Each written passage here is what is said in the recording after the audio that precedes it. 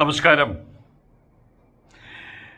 എല്ലാ മതസ്ഥരുടെയും അറിവിലേക്കായിട്ട് കാര്യം പറയാൻ പോവാണ് ഞാൻ. ഹിന്ദുക്കൾക്കിടയിൽ ഒരുപാട് പ്രശ്നങ്ങളുണ്ടായിരുന്നു. ആ പ്രശ്നത്തിൽ ഏറ്റവും പ്രമുഖമായിട്ടുള്ള പ്രശ്നം ഇപ്പോൾ തീരാൻ പോവുകയാണ്. ചർച്ച നടന്നുകൊണ്ടിരിക്കുകയാണ്. ഷർട്ട് ഇടണോ ഷർട്ട് ഇടണ്ടേ? ഇതാണ് ഹിന്ദുമതം അഭിമുഖീകരിക്കുന്ന ഏറ്റവും വലിയ പ്രശ്നം. അതിപ്പോൾ തീരാൻ പോവുകയാണ്. ഇതിലിപ്പോൾ ഒരുത്തം പറഞ്ഞിരിക്കുകയാണ്, അവൻ്റെ പേര് വലിയ പേരാണത്, ഓർമ്മിച്ചു വയ്ക്കാൻ പറ്റിയ പേരല്ല. അക്കീരമൺ കാളിദാസ ഭട്ടതിരിപ്പാട് ജഗദ്ഗുരു എന്നൊക്കെ വേണമെങ്കിൽ കൂട്ടിച്ചേർക്കാം. അയാൾ പറഞ്ഞിരിക്കുകയാണ്, ഇത് തീരുമാനിക്കേണ്ട കാര്യം മുഖ്യമന്ത്രിയല്ല പറയേണ്ടത്. ഷർട്ട് ഇടണോ ഷർട്ട് ഇടണ്ടേ, അതിന് പണ്ടത്തെ പോലെ കോണം മാത്രം മതിയോ, അത് മുഖ്യമന്ത്രി പറയേണ്ട കാര്യമല്ല. ഹിന്ദുക്കളുടെ മേലെ ആരും കുതിര കയറേണ്ട. ആരാണ് ഹിന്ദുക്കളുടെ മേലെ കുതിര കയറുന്നതോ? ആരാണോ ഹിന്ദുക്കളുടെ മേലെ കുതിര കയറുന്നത്?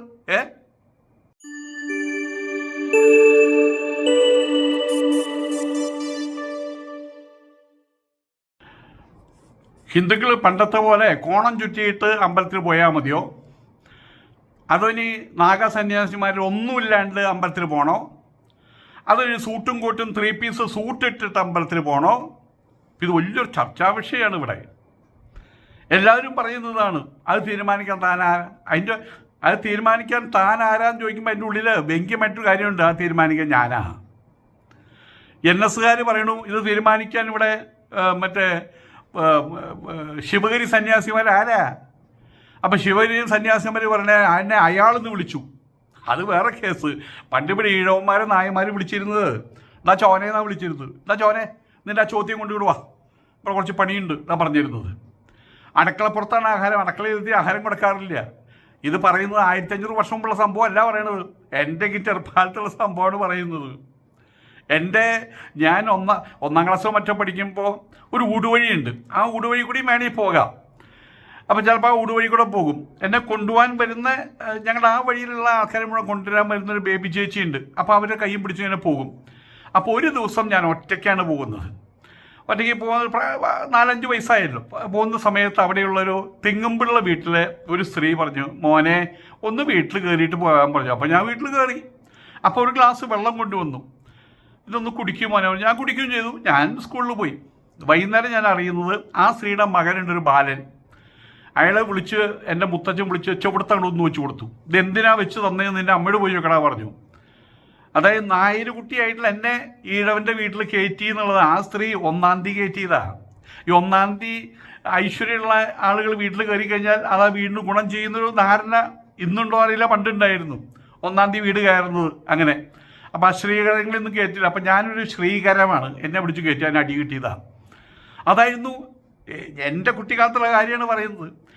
ഇപ്പോൾ മറ്റേ സുകുമാരൻ നായർ അയാളെന്ന് വിളിച്ചു. എടാന്നും വിളിച്ചില്ലല്ലോ. എടാ ചോനയെന്ന് വിളിച്ചില്ലല്ലോ. എടാ ചോൻ സ്വാമി എന്ന് വിളിച്ചോ? എടാ സ്വാമി ചോനയെന്ന് വിളിച്ചോ? ഇയാളെ അങ്ങനെയൊന്നും വിളിച്ചൊന്നുമില്ലല്ലോ. അവിടുന്ന് കരി കൊള്ളേണ്ട ആവശ്യമൊന്നുമില്ല.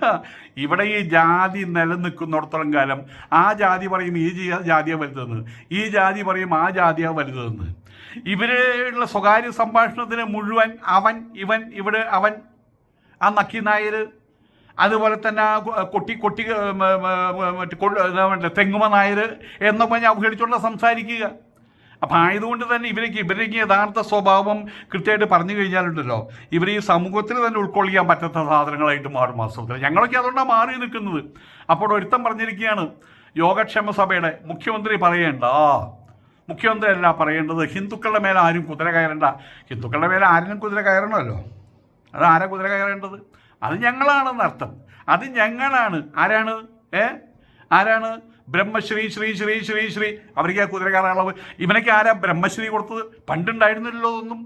ഇപ്പോഴാണ് ഈ ബ്രഹ്മശ്രീക്കും കയറി വന്നിട്ടുള്ളത്. അപ്പോൾ ഏതായാലും ഷർട്ട് ധരിക്കണോ വേണ്ടോ തീരുമാനിക്കേണ്ടത് സർക്കാരല്ലെന്ന്. പിന്നെ ആരാടോ ശബരിമല ആരുടെയാണ്? ശബരിമലയുടെ ഊരാൺമ ആരാ?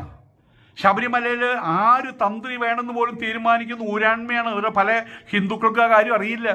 അവർ പറയുന്നത് ശബരിമലയുടെ അകത്ത് എത്ര വിളക്ക് കത്തിക്കണം, ഏത് സമയത്ത് വിളക്ക് കത്തിക്കണം, ഏത് സമയത്ത് തുറക്കണം, ഏത് സമയത്ത് അടയ്ക്കണം എന്ന് തീരുമാനിക്കുന്നത് ഊരാൺമ അപ്പോയിൻ്റ് ചെയ്തിട്ടുള്ള തന്ത്രിയാണ്. അതിൻ്റെ പോയിന്റ് മനസ്സിലാക്കണം. പണ്ടിവിടെ പെണ്ണുങ്ങൾ കയറില്ല പ്രശ്നം ഉണ്ടായ സമയത്ത് അവസാനം അവിടുത്തെ തന്ത്രി ഒരു പണി ഒപ്പിച്ചു. ഞാൻ അടച്ചുപൂട്ടി പോകാൻ പോവാണ്, ചാവി ഞാൻ നടക്ക വയ്ക്കും എന്ന് പറഞ്ഞ സമയത്ത് സർക്കാർ പറഞ്ഞില്ല എന്നൊരു കാര്യം പറഞ്ഞു. ചാവി വെച്ച് പോയാൽ ആ ചാവി ആരെ കൊണ്ട് എടുപ്പിക്കണം, ആരെ കൊണ്ട് നട തുറപ്പിക്കണം ഞങ്ങൾ തീരുമാനിക്കണം. അതുകൊണ്ട് അയാൾക്ക് വിവരം മനസ്സിലായി. അതിൻ്റെ ലോകത്തിൽ ഈശ്വരനേക്കാൾ മേലൊന്നുമല്ല തന്ത്രിയുടെ സ്ഥാനം, ഊരാൺമയ്ക്ക് താഴെയാണ് തന്ത്രിയുടെ സ്ഥാനം. ഇപ്പം ഞാൻ ഈ വീട് പണിതു, ഈ വീട് പണിയുന്ന സമയത്ത് ആ വീടിന് എത്ര ഇഷ്ടിക വേണം, എത്ര പില്ലറിന് എത്ര കമ്പി വേണം, എത്ര കനമുള്ള കമ്പി വേണം, അതിന് എത്ര സിമെൻറ്റും മണലും കല്ലും കൂട്ടിച്ചേർത്തിടണം കോൺക്രീറ്റിന്, അതൊക്കെ തീരുമാനിക്കുന്നത് എനിക്കറിയില്ല. അത് എഞ്ചിനീയറാണ്. പക്ഷെ ആ എഞ്ചിനീയർ ആര് വേണം തീരുമാനിക്കുന്നത്? ഞാനാണ് ഈ വീടിൻ്റെ ഊരാൺമ ഞാനാ. അപ്പോൾ ഇവരൊന്നും വലിയ കളിയൊന്നും കളിക്കേണ്ട ആവശ്യമില്ല. ഞാനിവിടെ വലിയൊരു മഹാകവി എന്ന് എടുത്തിട്ടുണ്ട്, മഹാകാവ്യം എഴുതിയവരാ മഹാകവി. അപ്പോൾ കേരളത്തിൽ മഹാകാവ്യം എഴുതിയ ഒരാൾ മാത്രമേ ഉള്ളൂ, ഉള്ളൂർ. അദ്ദേഹമാണ് മഹാകവി. അല്ലാതെ മറ്റേ മഹത്തായ കാവ്യം എഴുതിയവരല്ല മഹാകവി. അതിന് 12 ലക്ഷണങ്ങളുണ്ട്. അപ്പോൾ അതൊക്കെയും പോട്ടെ, ഇവിടെ ഒരുത്തനുണ്ട് മഹാകവി എന്ന് പറഞ്ഞിട്ട്, അവന് ഇതിൻ്റെ ആളാ, നമ്പൂരി തന്നെയാണ്. അപ്പോൾ ഒരിക്കൽ അയാൾ പറഞ്ഞൊരു കാര്യം, അതായത് ബ്രാഹ്മണേതര നമ്പൂരി ഇതര ആളുകൾക്ക് അമ്പലത്തിൽ കയറി പൂജിക്കാനുള്ള അവകാശം ഉണ്ടല്ലോ ചോദിച്ചപ്പോൾ അയാൾ പറഞ്ഞതെന്താ അറിയാമോ? ആർക്കും പൂജിക്കാം. പിന്നെ പാരമ്പര്യമെന്നൊന്നും ഉണ്ടല്ലോ. കഴിഞ്ഞില്ലേ? പാരമ്പര്യം എന്ന് പറഞ്ഞാൽ അച്ഛൻ നമ്പൂരി, അച്ഛൻ്റെ അച്ഛൻ നമ്പൂരി, അതിൻ്റെ അച്ഛൻ നമ്പൂരി, അതിൻ്റെ അച്ഛൻ നമ്പൂരി, അങ്ങനെ വേണത്ര പാരമ്പര്യം. അതാണ് പാരമ്പര്യം. ആർക്കും പൂജിക്കാം. അതിൻ്റെ തൊട്ടടുത്ത് പറയുന്ന കാര്യം അത്. ഈ കടയിൽ ഒരു കടയിൽ എഴുതി വെച്ചിരിക്കുക, ഈ കടയിലെല്ലാം ഫ്രീ. അപ്പം അകത്ത് പോയിട്ട് ചോദിച്ചപ്പോൾ ഇവിടെ എല്ലാം ഫ്രീ ആണോ? പൈസ തന്ന ഫ്രീ ആണ് കേട്ടോ. അഡീഷണൽ ആയിട്ടൊരു നിയമം കൂടി എഴുതി വെച്ചിരിക്കുക, പൈസ തന്നാൽ എല്ലാം ഫ്രീ. അതുപോലെ തന്നെയാണ് എല്ലാവർക്കും ഏത് അമ്പലത്തിൽ കയറി പൂജിക്കാമല്ലോ. പക്ഷെ പാരമ്പര്യമെന്നൊന്നുണ്ടല്ലോ, അതില്ലാത്തവൻ കയറിക്കഴിഞ്ഞാൽ ഈശ്വരൻ അവിടെ നിന്ന് എഴുന്നേറ്റ് ഓടിപ്പോകും. ഇവിടെ ഹിന്ദു മതത്തിനകത്ത് ഈ കുത്തിത്തിരിപ്പ്, ജാതിയുടെ കുത്തിത്തിരിപ്പ്, എത്ര തന്നെ ഏത് കൊമ്പത്ത് പോയിട്ട് തന്ത്രം പഠിച്ചാലും ഗുരുവായൂരമ്പലത്തിൽ തന്ത്രിയാവണമെങ്കിൽ എന്ത് വേണം? അതിന് ഗോത്രം നോക്കും, ജനിച്ച സങ്കേതം നോക്കും, കുലം നോക്കും, ഇതൊക്കെ നോക്കും. അറിവുണ്ടായാൽ മാത്രം പോരാ, അറിവില്ലെങ്കിലും കുഴപ്പമില്ല. അങ്ങനെ എത്ര ആൾക്കാർ ഇവിടെ പൂജിക്കുന്നുണ്ട്. അവിടെ ശബരിമലയിൽ ഉണ്ടായിരുന്ന ഒരു കുണ്ടനുണ്ടായിരുന്നല്ലോ, അവനോട് ജസ്റ്റിസ് പരിപൂർണം ചോദിച്ചു, പുരുഷ സൂക്തം അറിയോന്ന്. എടങ്ങനെ അറിയില്ലെന്ന് പറയാൻ പറ്റുമോ? അറിയുമെന്ന് പറഞ്ഞാൽ എല്ലാം പറയും.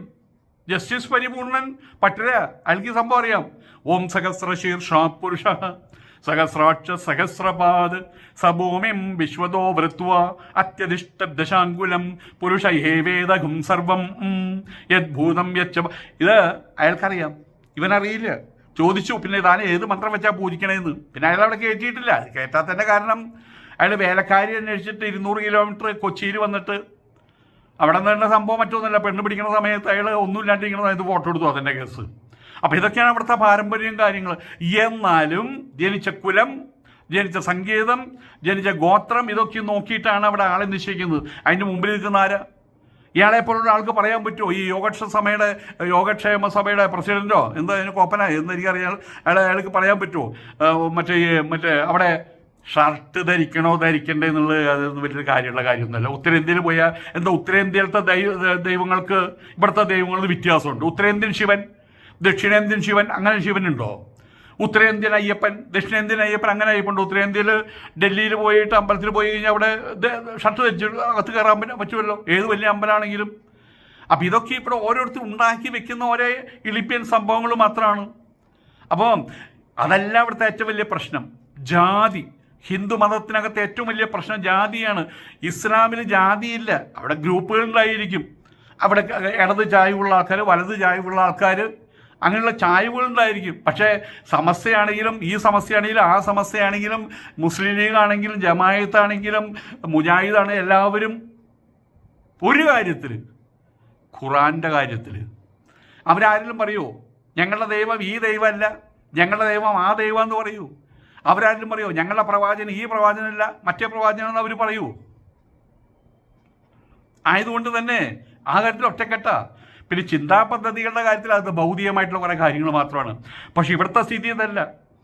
ഇവിടെ ഹിന്ദു എന്നുള്ള പറഞ്ഞ അഭിതയ്ക്കകത്ത് കുടുങ്ങിക്കിടക്കുകയാണ്. എന്നിട്ട് അതിനകത്ത് കിടന്ന് മോരും മുതിരിയും പോലെയാണ് കിടക്കുന്നത്. ആ പ്രശ്നം മാറ്റി വെക്കണോ ആദ്യം? ഷർട്ടിൻ്റെ കാര്യക്കും പിന്നെ ആ പാടൂ. ഈ ഹൈന്ദവ സമൂഹത്തിൻ്റെ മേലെ കുതിര കയറണ്ട എന്ന് പറഞ്ഞു. ആരാ കുതിര കയറുന്നത്? അങ്ങനെ മാറിയിരിക്കുക എന്ന് ആരാണ്ടാ പറഞ്ഞത്? നായിൻ്റെ മോനെ ആരാണ്ടാ പറഞ്ഞത്? പറയാതിരിക്കാൻ വയ്യ. ഈ പറഞ്ഞ ഞാനും ശൂദ്രനാ, ഞാനും കേട്ടിട്ടുണ്ട് നശൂൽ എന്നുള്ള വാക്ക്. ആയതുകൊണ്ട് തന്നെ ആധികാരികതയോടെ തന്നെ പറയുന്ന നായിൻ്റെ മക്കളെന്ന് പറയുന്നത് ഈ വർഗത്തെ. ഇവരാണ് ജാതി അടിയുറപ്പിച്ച് കോൺക്രീറ്റ് പോലെ അത് എന്തായാലും പറയാം, ഈ ഇളക്കി വീണ്ടും കുത്തി നിൽക്കുന്ന പോലെ ഉറപ്പിച്ചു നിർത്തിയത് ഇവരാണ്. ജാതിയൊക്കെ ഉറപ്പിച്ചു നിർത്തിയത് അതിൻ്റെ ആദ്യത്തെ വാക്യമാണ്, മഹാവാക്യമാണ്, അങ്ങോട്ട് മാറിയിരിക്കുക എന്ന്. എല്ലാവർക്കും ചന്ദനം കല്ലുമെറിഞ്ഞു കൊടുക്കും, അവരുടെ അസ്മാദികൾ വന്നാൽ കയ്യിൽ കൊടുക്കും, വേണമെങ്കിൽ തൊട്ട് കൊടുക്കും. ഇതൊക്കെയും ചെയ്തതിൻ്റെ പേരിലാണ് ഈ ഉള്ളവൻ 14 വയസ്സിലെ ഈ ഗുദാമി എന്ന് ഇറങ്ങിയത്. പിന്നെ കയറിയിട്ടില്ല, ഈ ഗുദാമിലേക്ക് കയറിയിട്ടില്ല.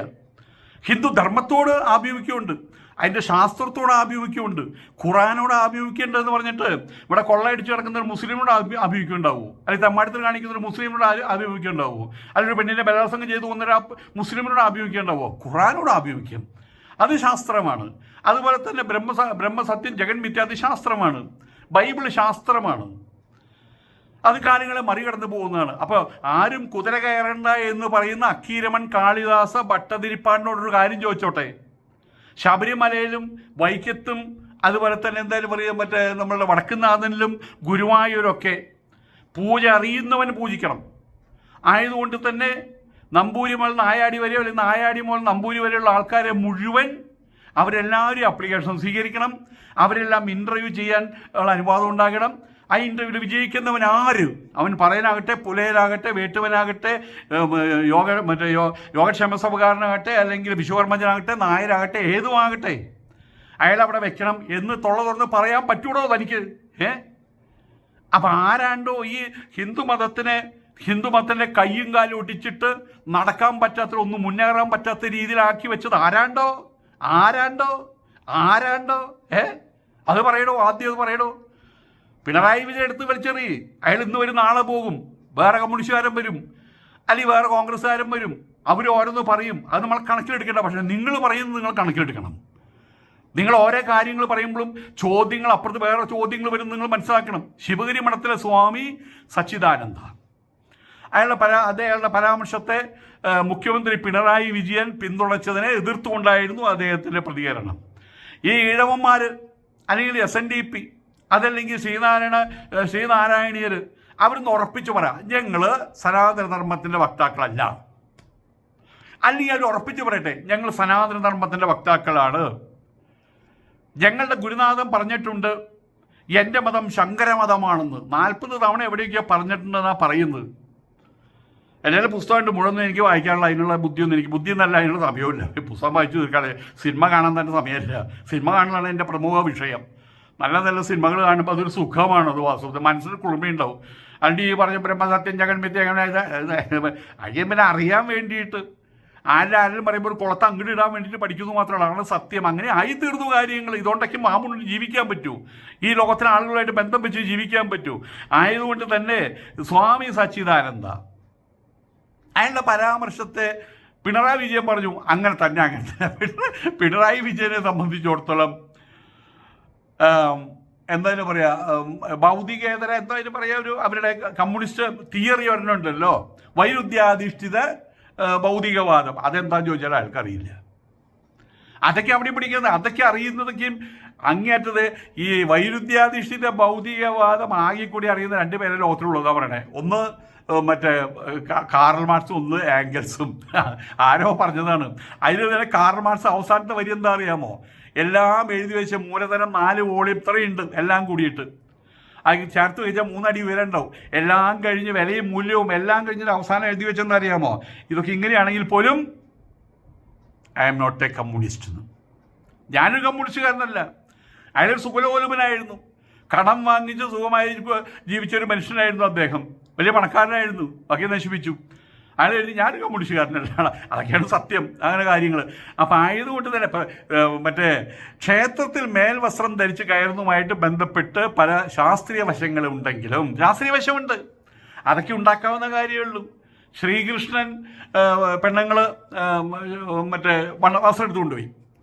വസ്ത്രം എടുത്തു കൊണ്ടുപോയി വസ്ത്രാപകരണം എന്നിട്ടൊരു മരത്തിൽ തന്നെ കൊമ്പത്തിരുന്നു. പെണ്ണുങ്ങൾ മുഴുവൻ വെള്ളത്തിലടിയിലും. വെള്ളത്തിൽ പുറത്തു വരാൻ പറ്റില്ല, കാരണം പൂർണ്ണ നഗ്നങ്ങളാണ്.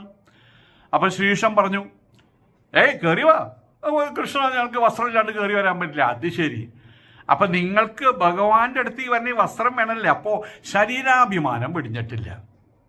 ആ വസ്ത്രം ഇട്ട് കൊടുത്തു. അതുകൊണ്ട് വലിയ അയ്യോ ഞങ്ങൾ ഭഗവാന്റെ ആൾക്കാരെന്നൊന്നും പറഞ്ഞയക്കരുത്. ഭഗവാന്റെ ആളാണെങ്കിൽ പരിപൂർണമായിട്ടുള്ള ഭൗതിക രീതികൾ മുഴുവൻ മാറ്റി വയ്ക്കണം. അതാണ് അമ്പലങ്ങളുടെ മുമ്പിൽ സംഭോഗ കർമ്മങ്ങളുടെ ചിത്രം വെച്ചിട്ടുള്ളത്.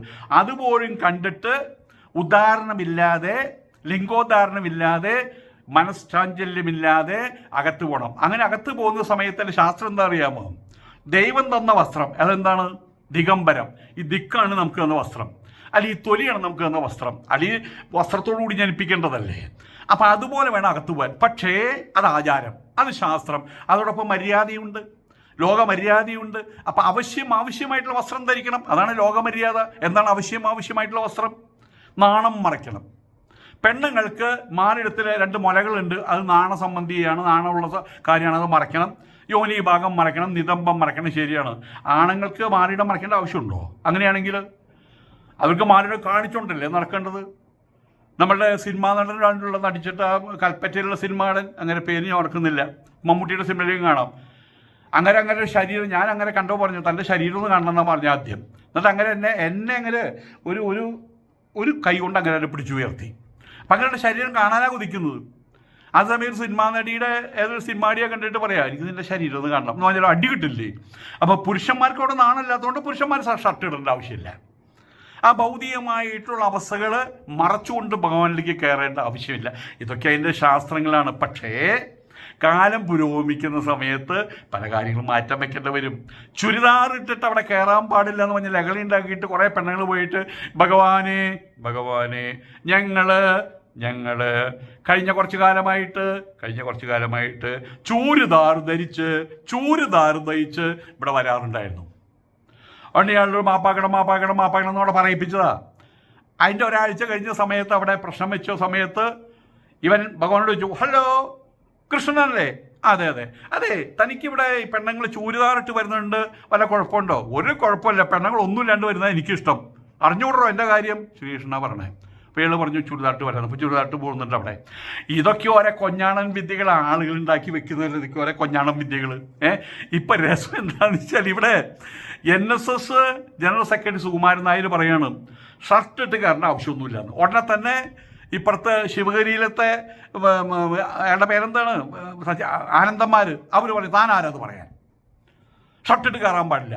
ഇനി ശിവഗിരിയിലത്തെ ആളും വെള്ളാപ്പള്ളിയും പറയാണ് ഷർട്ടിൻ്റെ ഒന്നും ആവശ്യമില്ല എന്ന് പറഞ്ഞാൽ ഉടനെ സുകുമാരനാർ പറയും. എന്ന് ആര് പറഞ്ഞു? ഷർട്ടില്ലാണ്ട് കാരണം അവർ തമ്മിൽ നായർക്ക് ഈഴവന് നായരും കണ്ടുകൂടാ. ഇതൊക്കെ കുറേ സത്യങ്ങളാണ്. വിളിച്ചു പറയുന്നത് നിങ്ങൾ ദക്ഷിണ കേരളത്തിൽ പോയി നോക്കൂ. കോട്ടയത്തോ പത്തനംതിട്ടയിലോ തിരുവനന്തപുരത്തോ കൊല്ലത്തോ ഒക്കെ പോയി നോക്ക്, ആലപ്പുഴയിലേക്കും പോയി നോക്ക്. എറണാകുളത്ത് അങ്ങോട്ട് പോയി കഴിഞ്ഞാൽ ഈ സെപ്പറേഷൻ ഭീകരമായ സെപ്പറേഷൻ അവിടെയുള്ളത്. അവിടെ ശ്രീനാരായണ ഗുരുദേവനെ ഇവിടെ പറയും, ശ്രീനാരായണ ഗുരുദേവൻ്റെ മഹത്തായ കോപ്പ് എന്നൊക്കെയും പറയും. അവരെന്താ പറയാ അറിയോ? എന്തായാലും പറയാ പുറമ്പോക്കിൽ സിമെൻറ്റ് നാണു, PC നാണു അവർ വിളിക്കുക, PC നാണു എന്നാ വിളിക്കുക. പുറമ്പോക്കിൽ സിമെൻറ്റ് നാണു. ചട്ടമ്പി സ്വാമികളെ കുറിച്ച് അങ്ങനെ പറയാൻ പറ്റും. ചട്ടമ്പി സ്വാമികൾ പുറത്തേക്ക് കിടക്കാറില്ല. ഒരിക്കൽ ചട്ടമ്പി സ്വാമിയോട് ചോദിച്ചു, അങ്ങ് എന്താണ് പകലൊന്നും പുറത്ത് കിടക്കാത്തത്? രാത്രിയാണല്ലോ അങ്ങയുടെ സഞ്ചാരം മുഴുവൻ, എന്താ അങ്ങ് പകൽ പുറത്തു വരാത്തേ? പകൽ പുറത്തു വരാൻ എനിക്ക് പേടിയാണോ? എന്താ നായന്മാരെന്നെ കയറി പിടിക്കൂടോ? അതെന്താ അങ്ങനെ? ശ്രീനാരായണ ഗുരുദേവനെ കയറി പിടിച്ചത് കണ്ടില്ലേ? ഗുരുദേവന് ജാതി ഭേദം അത്തരം കാര്യങ്ങൾ ഞാൻ ജാതി വിട്ടിരിക്കുന്നു അങ്ങനെ എഴുതി വെച്ചിട്ടുള്ള ആളാണ്.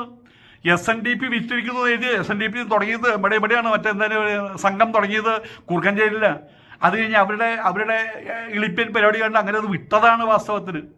ഇന്ന് ഏറ്റവും കൂടുതൽ ജാതി കൊണ്ട് നടക്കുന്നത് ഈ SNDPക്കാരും ഈ ശിവഗിരി സന്യാസിമാരുമാണ്. പണ്ട് ശിവഗിരി ഇതിനകത്ത് നായന്മാരും നമ്പൂരിമാരും വരെ ഇതിനകത്തുണ്ടായിരുന്നു. ഇപ്പോൾ ഒരെണ്ണത്തെ കയറ്റില്ലല്ലോ. എവിടെ ചെന്ന് കഴിഞ്ഞാലും ആദ്യം ചോദിക്കുക എന്താ പേര്? എൻ്റെ പേര് രാമകൃഷ്ണൻ എന്നാണ്. രാമകൃഷ്ണൻ പിടുത്തം കിട്ടിയില്ല. രാമകൃഷ്ണൻ അച്ഛൻ്റെ പേരെന്താ? ശിവരാമൻ എന്നാ. പിടുത്തം കിട്ടിയില്ല. ശിവരാമൻ്റെ അച്ഛൻ്റെ പേരെന്താ? അത് ശങ്കരമേനോന്നാ. അപ്പോൾ പിടുത്തം കിട്ടി.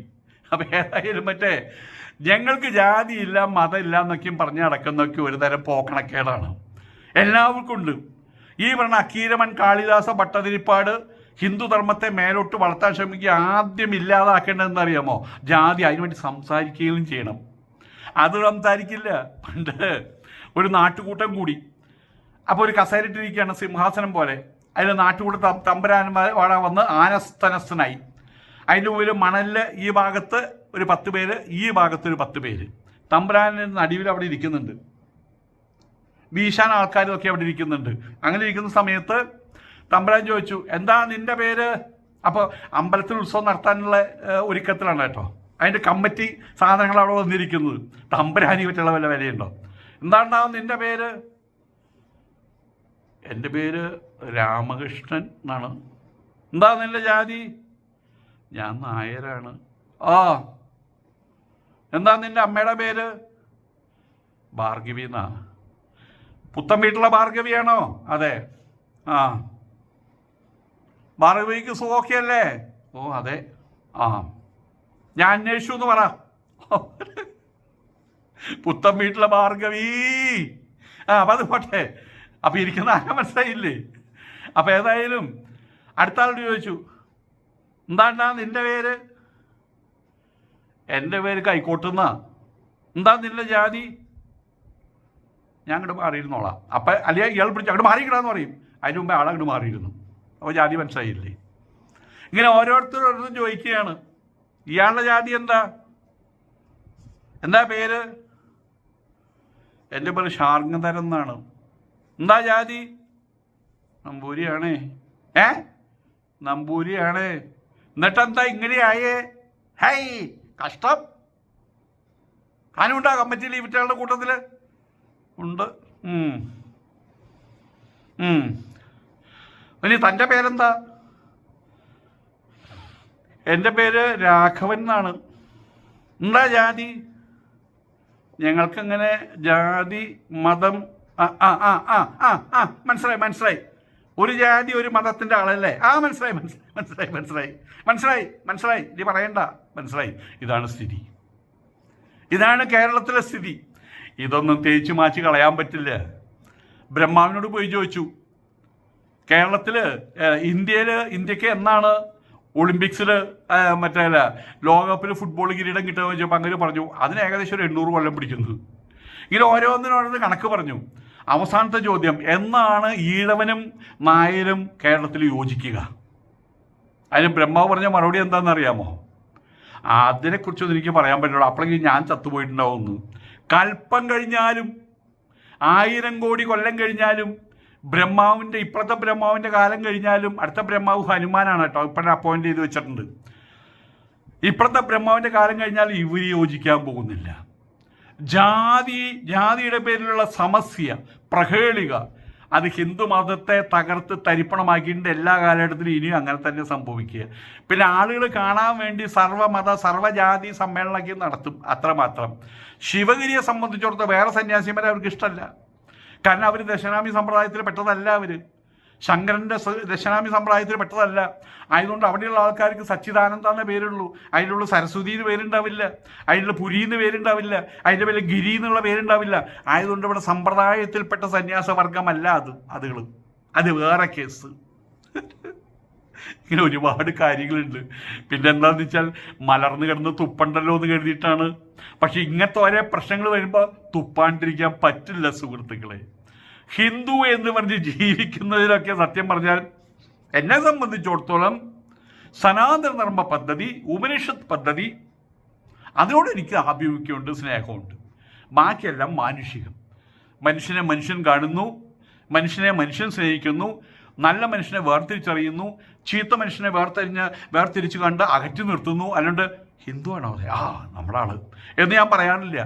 നിങ്ങളോ മുസ്ലിം സൂക്ഷിക്കണം കേട്ടോ എന്ന് ഞാൻ പറയാറില്ല.